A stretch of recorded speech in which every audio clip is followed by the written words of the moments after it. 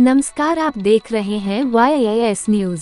मुरादाबाद पहुंचे केंद्रीय मंत्री, मीडिया से हुए रूबरू। मुरादाबाद में मंगलवार को दिल्ली रोड स्थित एक होटल में पहुंचे केंद्रीय मंत्री अनुराग ठाकुर। उन्होंने मीडिया से बातचीत करते हुए कहा कि साइबर योद्धाओं के साथ मीटिंग थी और मैंने कहा है कि हर योद्धा को मोदी बनना होगा। मोदी यानी मास्टर ऑफ डिजिटल इंफॉर्मेशन।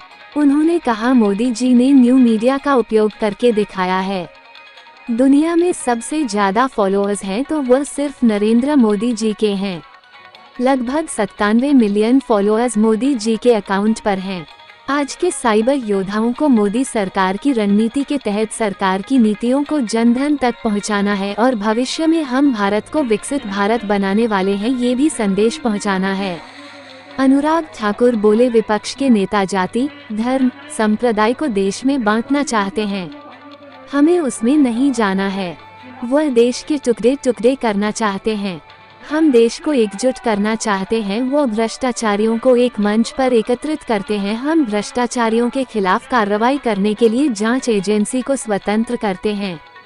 ये लोग भ्रम और भय का माहौल पैदा करना चाहते हैं। हम जानकारी देकर जनता का आशीर्वाद लेना चाहते हैं।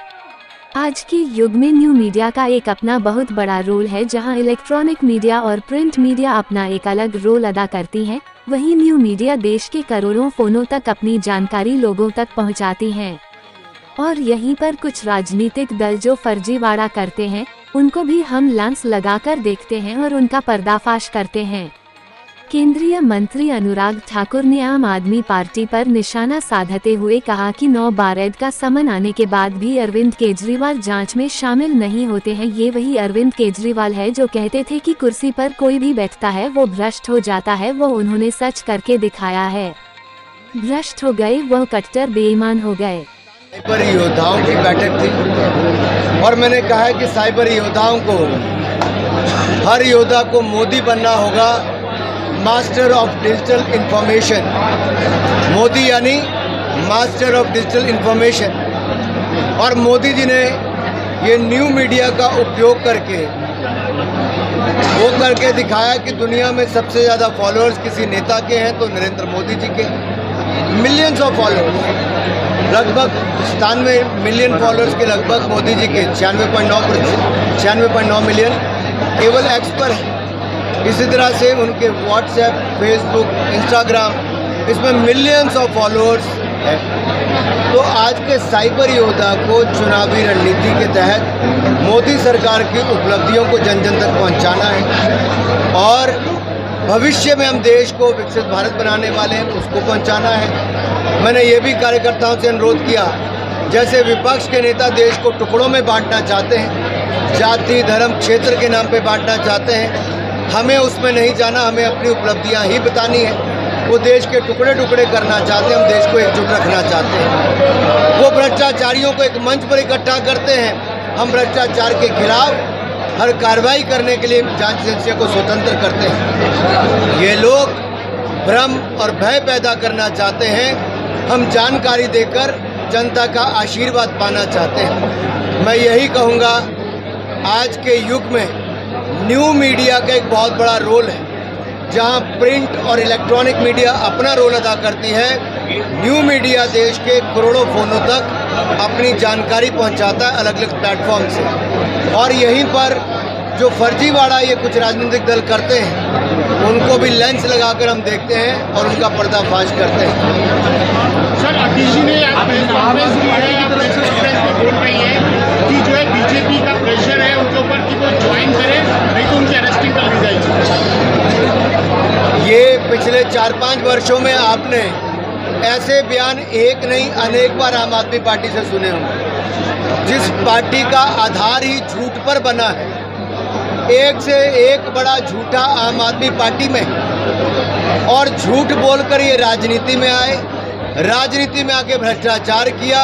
और जिस रामलीला मैदान में कभी इन्होंने भ्रष्टाचार विरोधी रैली की थी, वहाँ पर सारे भ्रष्टाचारियों को इकट्ठा करके रैली की है। ये दुर्भाग्य है, मुझे पीड़ा होती है, बहुत कष्ट होता है।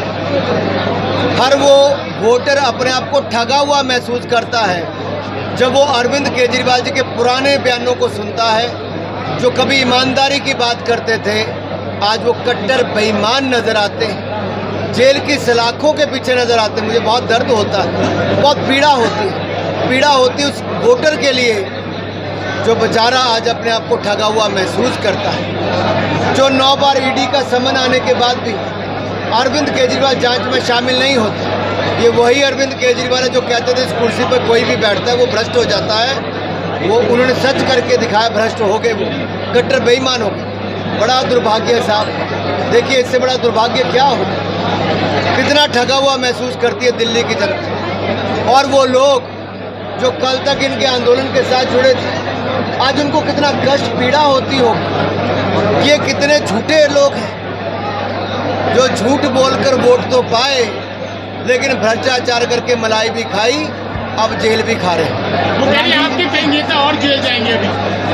देखिए इनकी इच्छा पूरी होगी अगर भ्रष्टाचार किया होगा।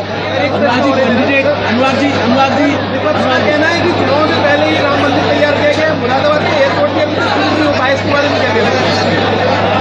देखिए ना जाने कितने लोगों को इस बात की प्रसन्नता देश और दुनिया में करोड़ों लोगों को कि 500 साल का इंतजार खत्म हुआ, भव्य राम मंदिर का निर्माण हुआ। उत्तर प्रदेश इकलौता राज्य ऐसा जहां पर 21 एयरपोर्ट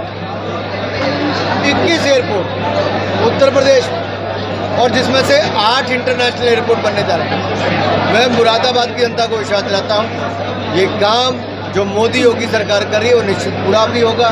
जहाँ मुरादाबाद भी होगा वहाँ जेवर इंटरनेशनल एयरपोर्ट भी इस साल के अंत में शुरू हो जाएगा। फारूक अब्दुल्ला कह रहे हैं कि अरविंद केजरीवाल का जेल जाने के बाद में कद और बढ़ गया है।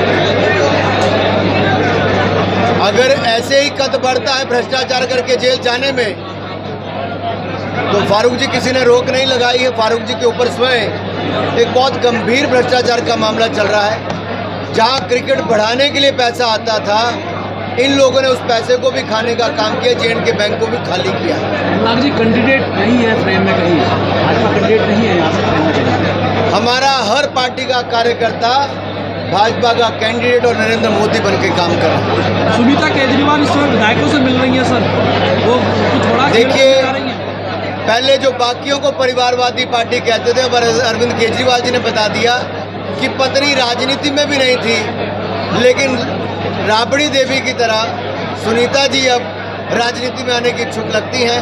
मैंने बहुत दिन पहले कहा था राबड़ी 2.0 यानी कि श्रीमती केजरीवाल है।